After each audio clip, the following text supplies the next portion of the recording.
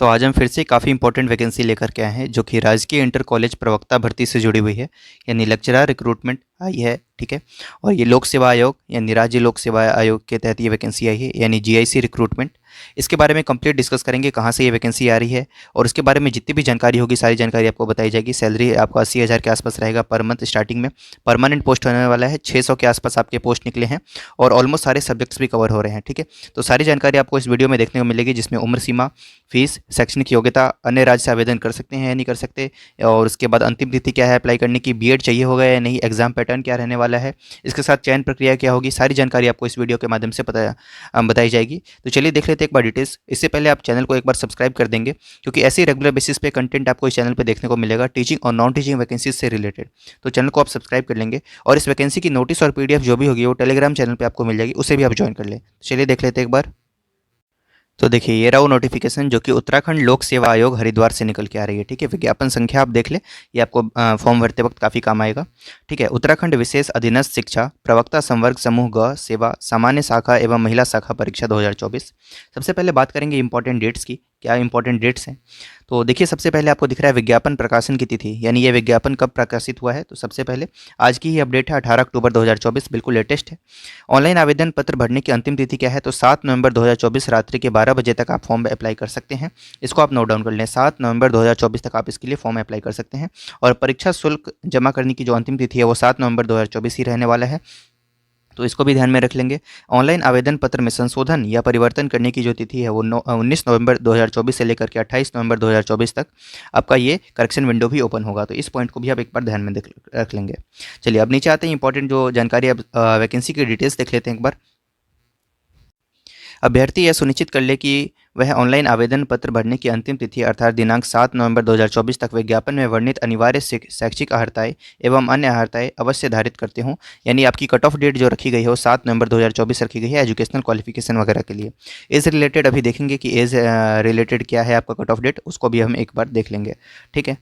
और इसके बाद नीचे आते हैं, चलिए, और जितनी भी इंपॉर्टेंट चीज़ें हैं इसके अंदर में देख लेते हैं। सबसे पहले वैकेंसी की डिटेल्स देख लेते हैं। तो चलिए अब देख लेते हैं रिक्तियों का विवरण, यानी आपकी वैकेंसीज किस प्रकार है।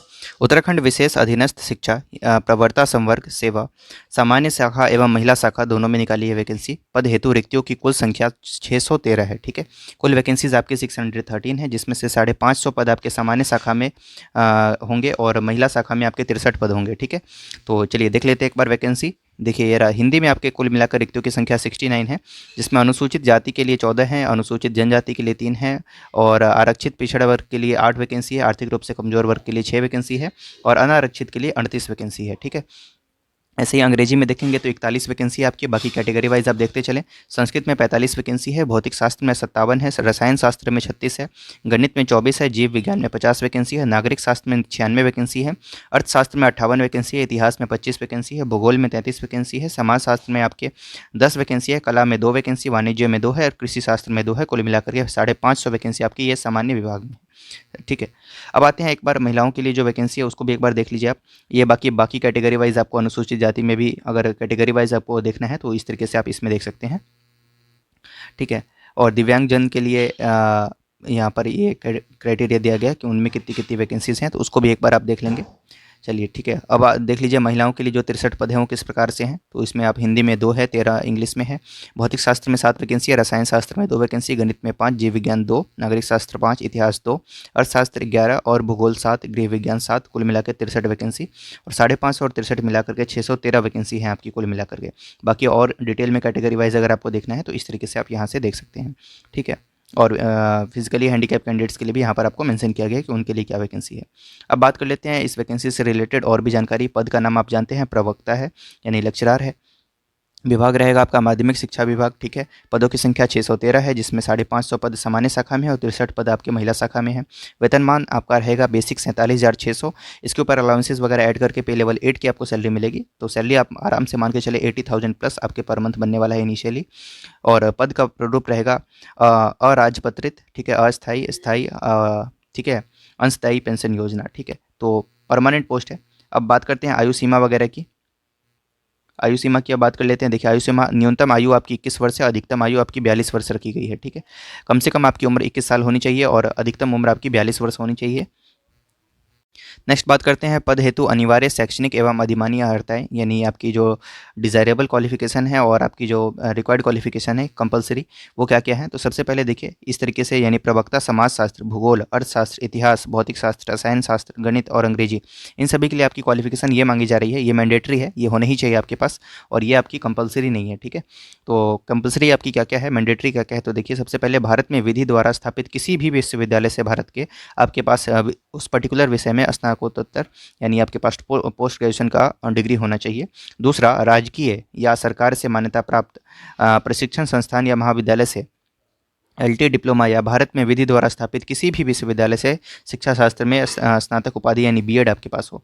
तो ऑल ओवर इंडिया से या राज्य के किसी भी जगह से आपके पास मतलब बीएड होना ज़रूरी है। तो graduation plus post graduation plus PG plus BEd वाले कैंडिडेट्स इसके लिए अप्लाई कर सकते हैं। बीएड यहाँ पर मैंडेटरी है, इसको ध्यान में रखेंगे आप। प्रवक्ता नागरिक शास्त्र के लिए देख लें, उसके लिए भी ऑलमोस्ट सेम ही है, इसको भी एक बार आप देख लेंगे। प्रवक्ता जीव विज्ञान के लिए अलग से मेंशन किया गया है, हिंदी के लिए यहाँ पर मेंशन किया है, ठीक है। और बाकी ये सब आपकी कंपलसरी नहीं है, इसको भी एक बार आप रीड कर सकते हैं, ठीक है। प्रवक्ता संस्कृत है, प्रवक्ता कला है, और बाकी सब्जेक्ट्स हैं सभी के लिए। एजुकेशनल क्वालिफिकेशन यही है कि आपके पास पोस्ट ग्रेजुएशन होना चाहिए और बीएड होना ज़रूरी है। अब आयु गणना का विनिश्चायक तिथि, यानी आयु गणना आपकी कब से कब तक की जाएगी? तो आयु गणना न्यूनतम उम्र 21 वर्ष रखी गई है, अधिकतम उम्र 42 वर्ष रखी गई है। आयु की गणना एक की जो तिथि है वो 1 जुलाई 2024 है, यानी इस दिन तक आपकी उम्र 21 वर्ष से कम नहीं होनी चाहिए और 42 वर्ष से अधिक ज़्यादा नहीं होनी चाहिए। अर्थात 1 जुलाई 2024 को अभ्यर्थी की आयु न्यूनतम 21 वर्ष से कम तथा 42 वर्ष से अधिक नहीं होनी चाहिए। अर्थात अभ्यर्थी का जन्म 2 जुलाई 1982 के पूर्व तथा 1 जुलाई 2003 के पश्चात का नहीं होना चाहिए, ठीक है। अधिकतम आयु सीमा में छूट सिर्फ उत्तराखंड के निवासियों को मिलेगा। तो उसके लिए यहाँ पर क्राइटेरिया दिया गया है, जिसमें आपको उत्तराखंड की अनुसूचित जाति, अनुसूचित जनजाति और उत्तराखंड अन्य पिछड़ा वर्ग हेतु 5 वर्ष की यहाँ पर छूट आप उनको मान्य होगी, ठीक है। और उसके बाद स्वतंत्रता सेनानियों को जो छूट मिलेगी वो सब यहाँ पर आपको मेंशन किया हुआ है, तो इसको भी एक बार देख लेंगे, ठीक है। और बाकी जो क्राइटेरियाज़ हैं इनको एक बार आप रीड कर लेते हैं, कर लीजिएगा। आरक्षण वगैरह के बारे में भी आपको यहाँ पर मेंशन किया हुआ है, ठीक है, तो इसको भी एक बार आप देख लीजिएगा, ठीक है। खेल से संबंधित आपको आरक्षण अगर यहाँ पर मिलेगा तो उसके बारे में भी आपको यहाँ पर जानकारी है। नेक्स्ट बात कर लेते हैं प्रोसीजर टू अप्लाई ऑनलाइन। तो अभ्यर्थी विज्ञापन का सम्यक रूप से अवलोकन करते हुए आयोग की वेबसाइट psu.uk.gov.in या ukpsc.net.in पर जाकर के ऑनलाइन अप्लाई कर सकते हैं। ऑनलाइन इसको अप्लाई करना है, ठीक है। तो इसके लिए आपको यहाँ पर मेंशन किया हुआ है कि कैसे अप्लाई करना है, फाइनल सिलेक्शन कैसे करेंगे, ये सारी जानकारी आपको यहाँ पर मेंशन किया हुआ है, ठीक है। तो इसको भी एक बार आप देख लीजिएगा। अब बात कर लेते हैं एक बार शुल्क की कि शुल्क क्या रहने वाला है। तो अनारक्षित वर्ग के लिए 150 रुपये यहाँ पर एप्लीकेशन फ़ी रखे गए हैं, साथ में 22 रुपये 30 पैसे आपके प्रोसेसिंग फ़ी है। कुल मिलाकर 172 रुपये 30 पैसे आपकी फ़ीस है मात्र। उत्तराखंड राज्य के अन्य पिछड़ा वर्ग के लिए 150 रुपये है और 22 रुपये 30 पैसे आपके प्रोसेसिंग फ़ी, कुल मिलाकर 172 रुपये है। उत्तराखंड के अनुसूचित जाति और अनुसूचित जनजाति के लिए 82 रुपये है और उत्तराखंड के आर्थिक रूप से कमजोर वर्ग के लिए 172 रुपये यहाँ पर है, ठीक है। और उत्तराखंड राज्य में संचालित स्वैच्छिक या राजकीय गृहों में निवासरत अनाथ बच्चे, इनके लिए कोई शुल्क नहीं है, तो इसको एक बार आप देख लीजिएगा। और अभ्यर्थियों के लिए परीक्षा से संबंधित महत्वपूर्ण निर्देश यहाँ पर दिए गए हैं। अब बात कर लेते हैं नेगेटिव मार्किंग होगी बिल्कुल इसमें, ठीक है। तो नेगेटिव मार्किंग आपकी 1/4 होगी, यहाँ पर मेंशन किया गया है। गलत अंकों के लिए 1/4 आपके गलत प्रश्नों के लिए 1/4 अंक आपके काटे जाएंगे, ठीक है। तो नेगेटिव मार्किंग भी होगी, इसको भी एक बार आप देख लीजिएगा। और इसके बाद नीचे आते हैं, अब एग्ज़ाम पैटर्न वगैरह की बात कर लेते हैं। ये न्यूनतम हर्तांक भी यहाँ पर आपको मेंशन किया गया है कैटेगरी वाइज, इसको भी एक बार आप रीड कर लीजिएगा। चलिए अब नीचे आते हैं, परीक्षा भवन, ठीक है, मैं आचरण, ये सब आपको मेंशन किया है। अब हम एग्ज़ाम पैटर्न देख लेते हैं एक बार। अब देखिए एग्जाम पैटर्न क्या होगा। उत्तराखंड विशेष अधीनस्थ शिक्षा यानी प्रवक्ता सेवा सामान्य एवं महिला शाखा की सीधी भर्ती के रिक्त पदों पर चयन हेतु परीक्षा योजना इस प्रकार है।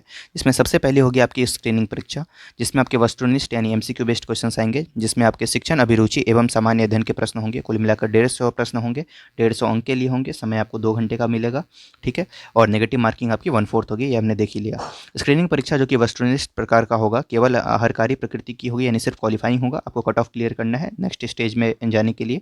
स्क्रीनिंग परीक्षा वस्तुनिष्ठ प्रकार में सफल अभ्यर्थी को ही विषयवार लिखित परीक्षा के लिए यहाँ पर सम्मिलित किया जाएगा, ठीक है। तो इसके बाद आप मेंस के लिए क्वालिफाई करेंगे और फिर विषयवार आपकी जो लिखित परीक्षा होगी वो किस प्रकार होगी, इसमें आपके तो देखिए ये आपका डिस्क्रिप्टिव ये प्रवक्ता पद हेतु आवेदित विषय की लिखित परीक्षा होगी। उक्त प्रश्न पत्र वस्तुनिष्ठ एवं बहुविकल्पीय प्रकार के होंगे। तो आपका मेंस भी जो है वो भी आपका एमसीक्यू बेस्ड ही होगा, ठीक है। जिसमें आपके देखिए कुल प्रश्नों की संख्या आपके 200 होने वाली है, अधिकतम अंक भी आपके 200 होंगे। समय आपको 3 घंटे के लिए मिलेगा। लिखित परीक्षा में मूल्यांकन हेतु ऋणात्मक पत्ती प्रयुक्त की जाएगी।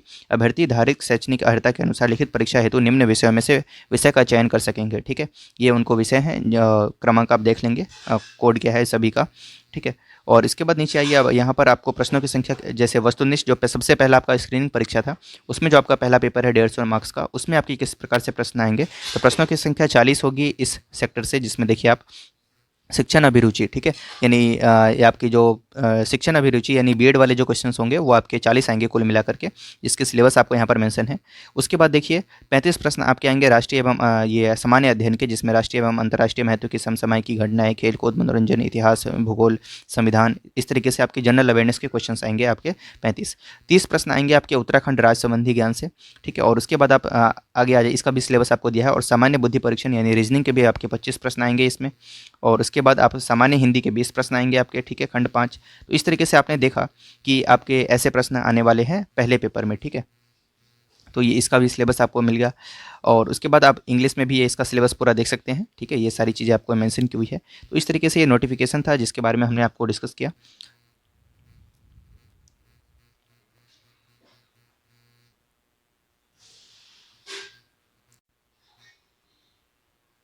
और बाकी अदर स्टेट से लोग अप्लाई कर सकते हैं या नहीं, तो मुझे तो इसमें ऐसा कुछ नहीं मिला है कि अदर स्टेट वाले अप्लाई नहीं कर सकते हैं, ठीक है। कोई ऐसी कंडीशन दिखी नहीं है। तो शायद अप्लाई कर सकते हैं। वैसे अगर आप ऐसा कुछ जानते हैं या अगर इस नोटिफिकेशन में आपने कहीं पर देखा है तो आप कमेंट सेक्शन में बता सकते हैं।